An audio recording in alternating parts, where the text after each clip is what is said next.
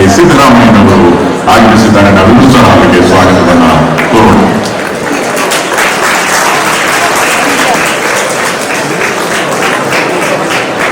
ದಯವಿಟ್ಟು ಕುಳಿತುಕೊಳ್ಳಬೇಕಾಗಿ ವಿನಂತಿ.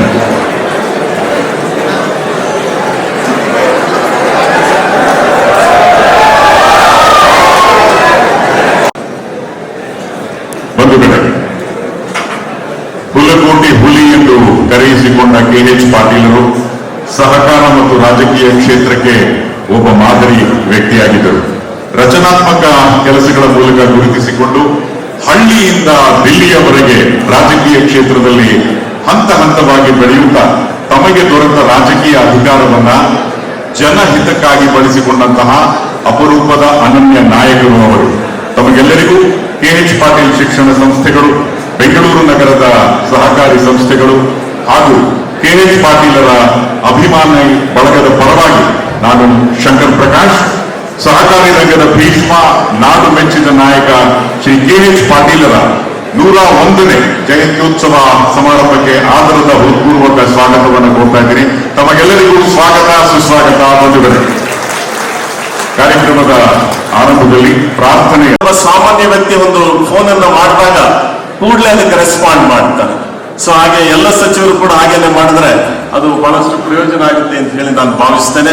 ರಾಮಲಿಂಗ ರೆಡ್ಡಿ ಅವರಿಗೂ ಕೂಡ ಒಂದು ಗೌರವಪೂರ್ವಕವಾದಂತಹ ಸ್ವಾಗತವನ್ನ ನಾನು ಈ ಸಂದರ್ಭದಲ್ಲಿ ನಾನು ಕೋರ್ತಾ ಇದ್ದೇನೆ. ಏಕನಾಥ್ ಬಗೋಡಿಯವರಿಂದ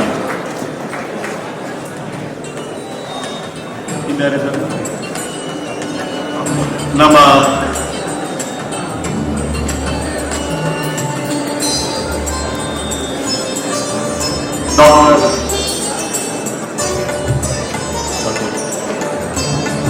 ಸೊ ಎಲ್ಲರಿಗೂ ಕೂಡ ಸ್ವಾಗತ. ಈ ಕಾರ್ಯಕ್ರಮವನ್ನು ಯಶಸ್ವಿಯಾಗಿ ತಾವೆಲ್ಲ ಕೂಡ ನಡೆಸಿಕೊಡಬೇಕು. ಕಾರ್ಯಕ್ರಮ ಮುಗಿಯುವವರೆಗೂ ಕೂಡ ಒಂದು ಮಾನ್ಯ ಮುಖ್ಯಮಂತ್ರಿಗಳಲ್ಲಿ ವಿನಂತಿಯನ್ನು ಮಾಡ್ತಾನೆ ಮತ್ತು ಕರ್ನಾಟಕ ಸರ್ಕಾರದ ಎಲ್ಲ ಸಚಿವರುಗಳಲ್ಲೂ ನಾನು ವಿನಂತಿಯನ್ನು ಮಾಡ್ತಾ ಇದ್ದೇನೆ.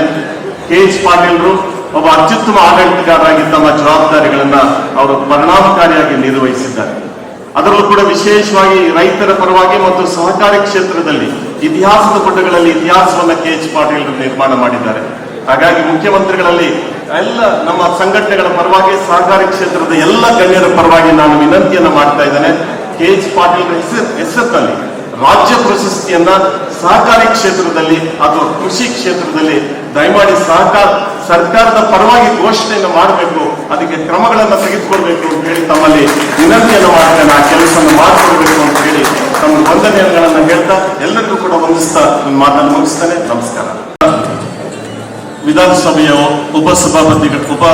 ಸಭಾಧ್ಯಕ್ಷರಾಗಿ ಕರ್ತವ್ಯ ನಿರ್ವಹಿಸಿರುವಂತಹ ಶ್ರೀಯುತ ರುದ್ರಪ್ಪ ಲಮಾಣಿ ಅವರನ್ನು ಕೂಡ ಈ ಕಾರ್ಯಕ್ರಮಕ್ಕೆ ನಾನು ಸ್ವಾಗತವನ್ನು ಕೋರ್ತಾ ಇದ್ದೇನೆ.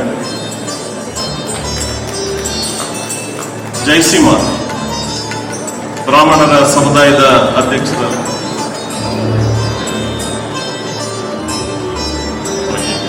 ಸಾರಿ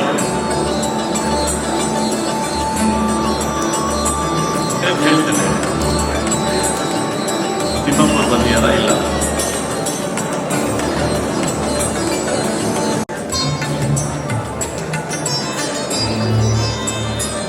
ಕರ್ನಾಟಕ ಸರ್ಕಾರದ ಸಚಿವರಾದ ಡಾಕ್ಟರ್ ಶರಣ್ ಪ್ರಕಾಶ್ ಪಾಟೀಲ್ ಅವ್ರಿಗೂ ಕೂಡ ಕಾರ್ಯಕ್ರಮಕ್ಕೆ ನಾನು ಸ್ವಾಗತವನ್ನು ಕೋರ್ತಾ ಇದ್ದೇನೆ.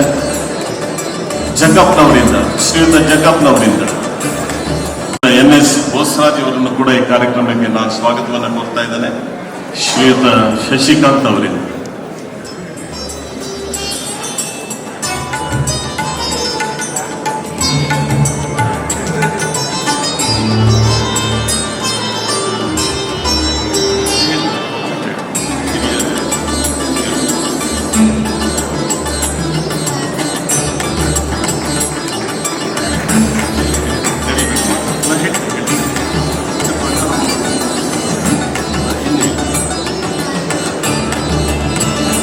ಕರ್ನಾಟಕ ಸರ್ಕಾರದ ನಿರ್ವಹಿಸ್ತಾ ಇರುವಂತಹ ಶ್ರೀಯುತ UT ಫರೀದ್ ಖಾದರ್ ಅವರಿಗೆ ಸ್ವಾಗತವನ್ನು ಈ ಕಾರ್ಯಕ್ರಮದಲ್ಲಿ ನಾನು ಕೋರ್ತಾ ಇದ್ದೇನೆ. ಶ್ರೀಯುತ ಶ್ರೀನಿವಾಸ್ ಮಾನೆ ಅವರಿಂದ,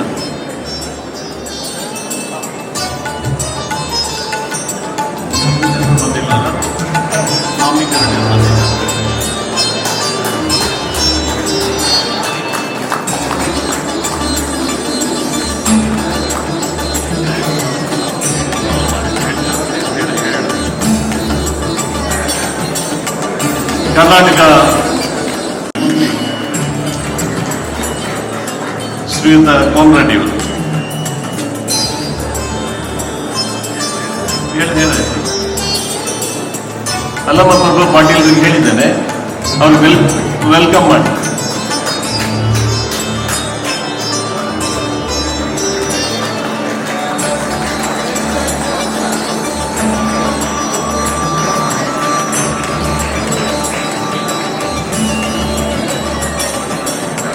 ಹೇಳಿದೆ ಅಪ್ಪಾಜಿ ನಾಡಗೌಡರಿಗೆ ಹೇಳಿದ್ದೇನೆ, ಕಾರ್ಯಕ್ರಮಕ್ಕೆ ಸ್ವಾಗತವನ್ನು ಕೋರ್ತಾ ಇದ್ದೇನೆ.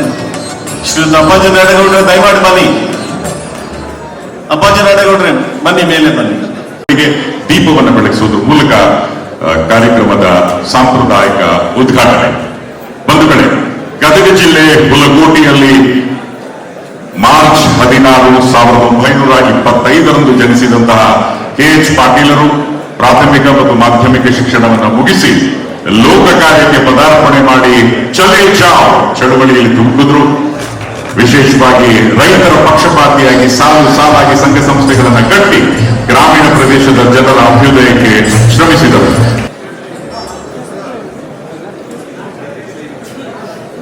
ಡಾಕ್ಟರ್ ಯಲ್ಲಪ್ಪ ರೆಡ್ಡಿಯವರು ಭಾರತೀಯ ಅರಣ್ಯ ಇಲಾಖೆಯ ಉನ್ನತ ಮತ್ತು ದಕ್ಷ ಅಧಿಕಾರಿಯಾಗಿ ಸೇವೆ ಸಲ್ಲಿಸಿ ಬೆಂಗಳೂರು ಮತ್ತು ಕರ್ನಾಟಕದ ಪರಿಸರಕ್ಕಾಗಿ ಬದುಕನ್ನ ಮೀಸಲಿಟ್ಟವರು.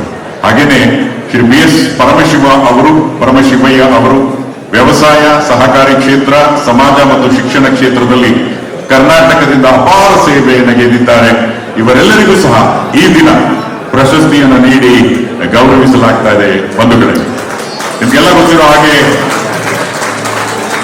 ಶ್ರೀಮಂತ ವ್ಯಕ್ತಿ KH ಪಾಟೀಲರ ಅಭಿಮಾನಿ ಬಳಗವು ಸ್ವಯಂ ಪ್ರೇರಣೆಯಿಂದ ಸಹಕಾರಿ ಭೀಷ್ಮ, ನಾಡು ಮೆಚ್ಚಿದ ನಾಯಕ KH ಪಾಟೀಲ್ ಪ್ರಶಸ್ತಿಯನ್ನ ಸ್ಥಾಪಿಸಿದೆ. ಈ ದಿನ ಅದು ಡಾಕ್ಟರ್ ಯಲ್ಲಪ್ಪ ರೆಡ್ಡಿ, ಖ್ಯಾತ ಪರಿಸರವಾದಿಗಳು, ಮತ್ತು ಶ್ರೀ BS ಪರಮಶಿವಯ್ಯ ಅವರಿಗೆ ಮುಖ್ಯಮಂತ್ರಿಗಳು, ಉಪಮುಖ್ಯಮಂತ್ರಿಗಳು ಹಾಗೂ ಎಲ್ಲ ಗಣ್ಯರು ಇದೀಗ ಅವರಿಗೆ ಪ್ರದಾನ ಮಾಡ್ತಾ ಇದ್ದಾರೆ. KH ಪಾಟೀಲರ 101ನೇ ಜನ್ಮದಿನವಾದ ಇಂದು ಈ ಭವ್ಯ ಬ್ಯಾಂಕ್ವೆಟ್ ಸಭಾಂಗಣದಲ್ಲಿ ಸನ್ಮಾನ್ಯ ಮುಖ್ಯಮಂತ್ರಿಗಳು ಹಾಗೂ ಎಲ್ಲ ಗಣ್ಯರು ಇವರಿಗೆ ಪ್ರಶಸ್ತಿ ಪ್ರದಾನವನ್ನು ಮಾಡಿ ಗೌರವಿಸ್ತಾ ಇರೋದು ಅತ್ಯಂತ ಹೆಮ್ಮೆಯ ಮತ್ತು ಅಭಿಮಾನದ ವಿಷಯ. KH ಪಾಟೀಲರ ಹೋರಾಟದ ಬದುಕನ್ನ ಸ್ಮರಿಸಿಕೊಳ್ಳುವುದರ ಜೊತೆಗೆ ಮುಂದಿನ ಪೀಳಿಗೆಗೆ ಅವರನ್ನು ಪರಿಚಯಿಸುವಂತಹ ಸದಾಶಯದೊಂದಿಗೆ ಈ ಒಂದು ಪ್ರಶಸ್ತಿಯನ್ನ ಸ್ಥಾಪಿಸಲಾಗಿದೆ.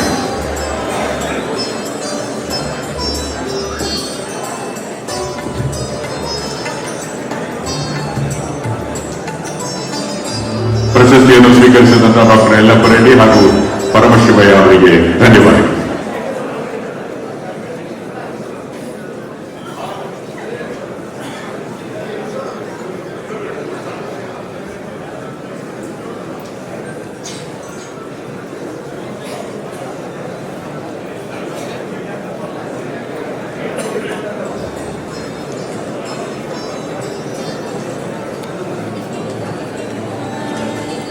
ಬಂಧುಗಳೇ, ನಾವೆಲ್ಲರೂ ಸಹ KH ಪಾಟೀಲ್ ಅವರ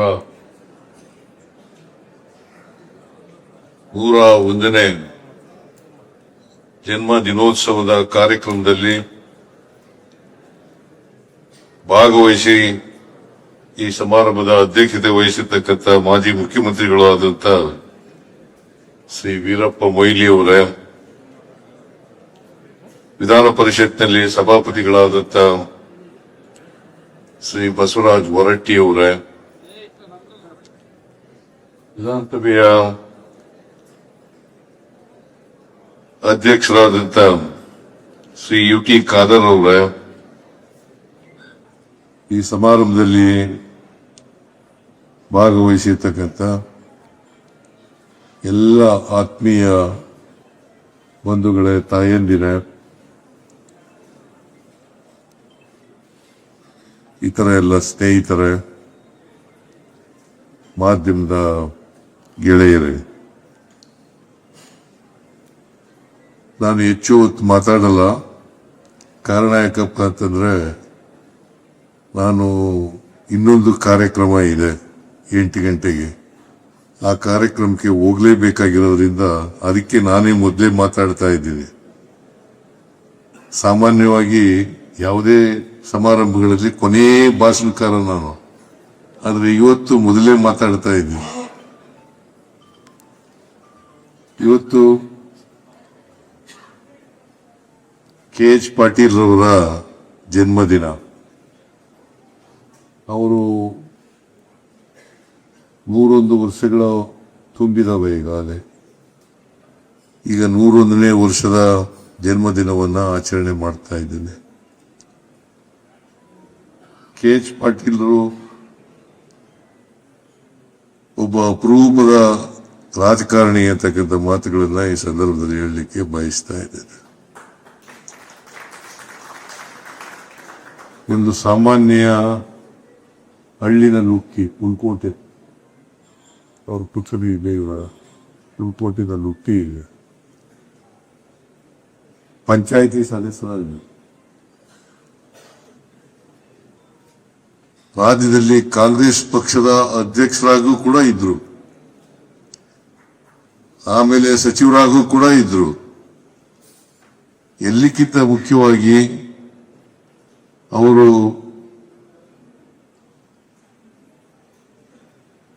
ಬಹಳ ಸಹಕಾರಿ ಕ್ಷೇತ್ರದಲ್ಲಿ ತಮ್ಮದೇ ಆದಂತ ಛಾಪನ್ನ ಮೂಡಿಸಿರ್ತಕ್ಕಂಥ ಒಬ್ಬ ಸಹಕಾರಿ ದುರಿಯ ಅಂತಕ್ಕಂಥ ಮಾತುಗಳನ್ನ ಈ ಸಂದರ್ಭದಲ್ಲಿ ಹೇಳಲಿಕ್ಕೆ ಬಯಸ್ತಾ ಇದ್ದೀನಿ. ಬಹುಶಃ ನಮ್ಮಲ್ಲಿ ಒಂದು ಗಾದೆ ಇದೆ, ಆಡ್ಮುಕ್ತದ ಸೊಪ್ಪಿಲ್ಲ ಅಂತ. ಬಹುಶಃ ಸಹಕಾರಿ ಕ್ಷೇತ್ರದಲ್ಲಿ ಇವರು ಮಾಡದೇ ಇರ್ತಕ್ಕಂಥ ಯಾವುದೇ ಕೆಲಸ ಇಲ್ಲ ಅಂತಕ್ಕಂಥ ಮಾತುಗಳನ್ನ ಈ ಸಂದರ್ಭದಲ್ಲಿ ಹೇಳಲಿಕ್ಕೆ ಬಯಸ್ತಾ ಇದ್ದೀನಿ. ಇವರು ಬರೀ ಸಹಕಾರಿ ಕ್ಷೇತ್ರದಲ್ಲಿ ಅಷ್ಟೇ ತಮ್ಮನ್ನು ತೊಡಗಿಸ್ಕೊಂಡಿರಲಿಲ್ಲ, ಅವರು ರಾಜಕೀಯ ಕ್ಷೇತ್ರದಲ್ಲೂ ಕೂಡ ತಮ್ಮನ್ನು ತೊಡಗಿಸ್ಕೊಂಡಿದ್ರು. ಹಾಗಾಗಿ 2 ಸಾರಿ ಮಂತ್ರಿಯಾಗಿದ್ರು. ಮುಖ್ಯಮಂತ್ರಿ ಆಗಬೇಕಾಗಿತ್ತು, ಆಗಲಿಲ್ಲ. ಒಂದು ಸಾರಿ ದೇವರಾಜ ಅರಸರವರ ಮಂತ್ರಿಮಂಡಲದಲ್ಲಿ ಮಂತ್ರಿಯಾಗಿದ್ರು. ಆಮೇಲೆ 2ನೇ ಸಾರಿ ಬಂಗಾರಪ್ಪನವರ ಮಂತ್ರಿಮಂಡಲದಲ್ಲಿ ಮಂತ್ರಿಯಾಗಿದ್ರು.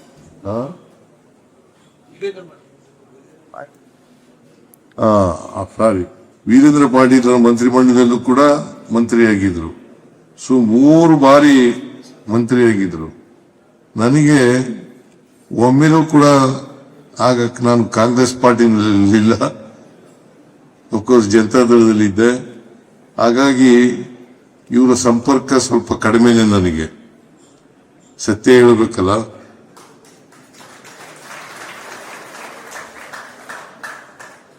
KH ಪಾಟೀಲ್ ಸಂಪರ್ಕ ರಾಜಕೀಯವಾಗಿ ಬಹಳ ಕಡಿಮೆ ನನಗೆ. ಬಟ್ ಅವರು ಅಸೆಂಬ್ಲಿ ಸದಸ್ಯರಾಗಿ ಮಂತ್ರಿಯಾಗಿದ್ದಾಗ ನಾನು ನೋಡ್ತಾ ಇದ್ದೆ. ಆಗ ಜನಪರವಾಗಿ ಇದ್ದಂತ ವ್ಯಕ್ತಿ, ಓದು ಕಡಿಮೆ ಇದ್ರೂ ಕೂಡ ಜನಪರವಾಗಿ ಅವರ ಜ್ಞಾನ ಇದೆಯಲ್ಲ, ಅಪಾರವಾದಂತ ಕಾಳಜಿ ಇತ್ತು ಅಂತಕ್ಕಂಥದನ್ನ ಈ ಸಂದರ್ಭದಲ್ಲಿ ನಾವು ಮರೀಲಿಕ್ಕೆ ಸಾಧ್ಯ ಇಲ್ಲ. ಬಡವರ ಬಗ್ಗೆ, ದಲಿತರ ಬಗ್ಗೆ, ಹಿಂದುಳಿದವರ ಬಗ್ಗೆ, ಅಲ್ಪಸಂಖ್ಯಾತರ ಬಗ್ಗೆ ಅಪಾರವಾದಂತ ಕಾಳಜಿ ಇಟ್ಟುಕೊಂಡು ಅವ್ರನ್ನ ಮೇಲಕ್ಕೆ ಎತ್ತಕ್ಕಂಥ, ರಾಜಕೀಯವಾಗಿ ಶಕ್ತಿ ಕೊಡ್ತಕ್ಕಂಥ, ಆರ್ಥಿಕವಾಗಿ ಶಕ್ತಿ ಕೊಡ್ತಕ್ಕಂಥ, ಸಾಮಾಜಿಕವಾಗಿ ಶಕ್ತಿ ಕೊಡ್ತಕ್ಕಂಥ ಕೆಲಸವನ್ನ ಅವ್ರು ಮಾಡಿದ್ರು ಅಂತಕ್ಕಂಥದನ್ನ ಈ ಸಂದರ್ಭದಲ್ಲಿ ನೆನಕಬೇಕಾಗ್ತದೆ ಅಂತಕ್ಕಂಥ ಮಾತುಗಳನ್ನ ಈ ಸಂದರ್ಭದಲ್ಲಿ ಹೇಳ್ತಾ, KH ಪಾಟೀಲ್ರು ಅವ್ರ ಮಗನೂ ಕೂಡ, ಅವರ ಪುತ್ರರು ಕೂಡ ಆ ದಾರಿನಲ್ಲೇ ನಡೀತಕ್ಕಂಥ ಪ್ರಯತ್ನ ಮಾಡ್ತಾ ಇದ್ದೀರಿ. ಇನ್ನೂ KH ಪಾಟೀಲ್ ಆಗಿಲ್ಲ, ಆ ದಾರಿಯಿಂದ ನಡೀತಕ್ಕಂಥ ಪ್ರಯತ್ನ ಮಾಡ್ತಾ ಇದ್ದೀರಿ. ಅವರು KH ಪಾಟೀಲ್ ಎತ್ತರಕ್ಕೆ ಬೆಳೀಲಿ, ಅದಕ್ಕಿಂತ ಇನ್ನೂ ಎತ್ತರಕ್ಕೆ ಬೆಳೀಲಿ ಅಂತಕ್ಕಂಥ ಮಾತುಗಳ ಹೆಸರು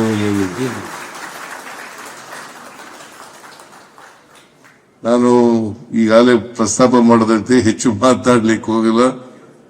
8 ಗಂಟೆ ಆಗ್ತಾ ಇದೆ. ನಾನೇ ಹೋಸ್ಟು, ನಾನು ಹೋಗ್ಬೇಕಾಗಿದೆ. ಅದಕ್ಕಾಗಿ KH ಪಾಟೀಲ್ ಎಲ್ಲ ನನ್ನ ನಮನಗಳನ್ನು ಸಲ್ಲಿಸಲಿಕ್ಕೆ ಬಯಸ್ತಾ ಇದ್ದೇನೆ. ಅವರಿಗೆ ಸರ್ಕಾರದ ವತಿಯಿಂದ ಗೌರವವನ್ನು ಸಲ್ಲಿಸಿ ನನ್ನ ಮಾತುಗಳನ್ನು ಮುಗಿಸ್ತೇನೆ. ಜೈ ಹಿಂದ್, ಜೈ ಕರ್ನಾಟಕ.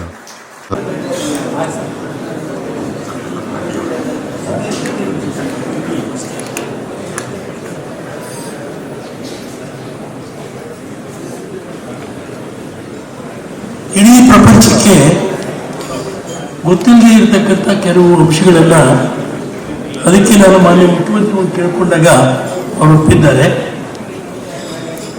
ಏನು ಅಂತಂದರೆ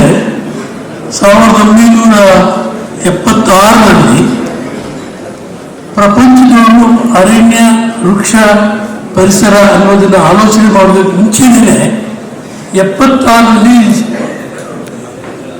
ವೃಕ್ಷ ಸಂರಕ್ಷಣೆ ಕಾಯ್ದೆ ಮಾಡೋದು. First time whole world. ದೊಡ್ಡ ಚಪ್ಪಾಳೆ ಕೊಡಿ.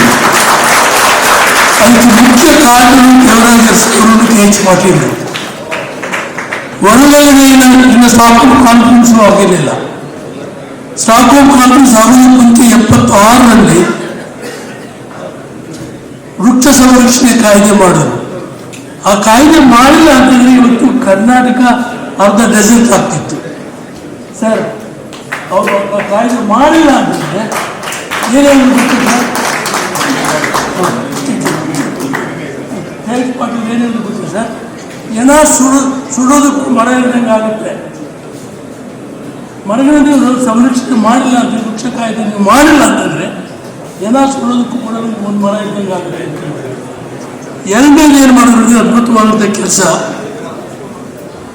ಅವ್ರು ಮಾಡಿದಂಥ ಕೆಲಸ, KH ಪಾಟೀಲರು ಯಾವ ಯಾವ ಮಿನಿಸ್ಟ್ರು ಕೂಡ ತನ್ನ ಅಧಿಕಾರನ ಬಿಟ್ಕೊಳ್ಳೋದಿಲ್ಲ. ಅವ್ರು ಸರೆಂಡರ್ ಮಾಡಿದ್ರು ಲೆಜಿಸ್ಲೇಟರ್ಗೆ. ನನಗೆ ಅಧಿಕಾರ ಇದ್ದರೆ ನಾನು ತಪ್ಪು ಮಾಡ್ಬೋದು, ನಾನು ಭೂದೇವಿಗೆ ಅನ್ಯಾಯ ಮಾಡ್ಬೋದು ಅಂದ್ಬಿಟ್ಟಿದ್ದೇನೆ. ಯಾವ ಮಿನಿಸ್ಟ್ರು ಕೂಡ ತನ್ನ ಅಧಿಕಾರನ ಲೆಜಿಸ್ಲೇಚರ್ಗೆ ಸರೆಂಡರ್ ಮಾಡಿದಂಥ ಏಕೈಕ ವ್ಯಕ್ತಿ ಇದ್ರೆ KH ಪಾಟೀಲ್. ದೊಡ್ಡ ಚಪ್ಪಾಳೆ ಕೊಡಿ. ಯಾವ ಮಿನಿಸ್ಟರ್ ಒತ್ತಡ ಇದ್ದದಕ್ಕೆ ತನ್ನ ಅಧಿಕಾರ ಬಿಟ್ಕೊಳ್ಳೋದಕ್ಕೆ. ಸೊ ನನಗೆ ಇವರಿಬ್ಬರ ಜೊತೆಯಲ್ಲಿ ಕೆಲಸ ಮಾಡ್ತಕ್ಕಂಥ ಒಂದು 15 ವರ್ಷಗಳ ಕಾಲಕ್ಕೆ ಕೆಲಸ ಮಾಡಿದ್ದೀನಿ. 15 ವರ್ಷ ಕೆಲಸ ಮಾಡಿದ್ದೀನಿ. ಇದು ಒಂದು ಸುವರ್ಣ ಯುಗ. ಇಡೀ ವರ್ಲ್ಡಲ್ಲೇ ಬೇರೆ ಬೇರೆ ದೇಶಗಳು ಕೂಡ, ಬೇರೆ ಬೇರೆ ರಾಜ್ಯಗಳು ಕೂಡ ನಮ್ಮನ್ನು ಫಾಲೋ ಮಾಡಿದ್ದಾರೆ. ಇದು ತಮ್ಮ ಗಮನಕ್ಕೆ ತರಬೇಕು ಅಂದ್ಕೊಂಡು ತಮ್ಮನ್ನು ಬೇಡ್ಕೊಂಡೆ. ತಾವು ಒಪ್ಪಿದ್ದಕ್ಕೆ ನಾನು ಕಷ್ಟ ಮಾಡಿದ್ದೀನಿ.